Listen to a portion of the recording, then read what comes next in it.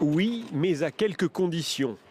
Le président russe recevant son homologue biélorusse s'est dit favorable à un cessez-le-feu, après la proposition d'une trêve de 30 jours par les Ukrainiens et les Américains la veille.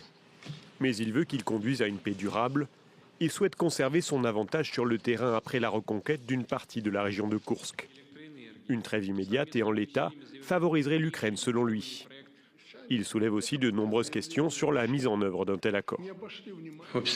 Imaginez près de 2000 km de front. Qui déterminera qui a violé un éventuel cessez-le-feu et où sur ces 2000 km? Et qui sera blâmé ensuite en cas de violation de l'accord? Ce sont des questions qui nécessitent un examen approfondi de la part des deux côtés. Vladimir Poutine, qui a remercié Donald Trump pour son travail de négociation, veut s'entretenir avec lui par téléphone.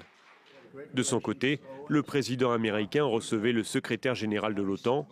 Il s'est dit prêt à une rencontre avec Vladimir Poutine et dit espérer que la Russie fera le bon choix dans les négociations. De nombreux détails d'un accord final ont été discutés. Nous verrons si la Russie est présente et si elle ne l'est pas, ce sera une grande déception pour le monde. L'émissaire américain Steve Witkoff s'est rendu à Moscou afin de mener plus avant ces négociations.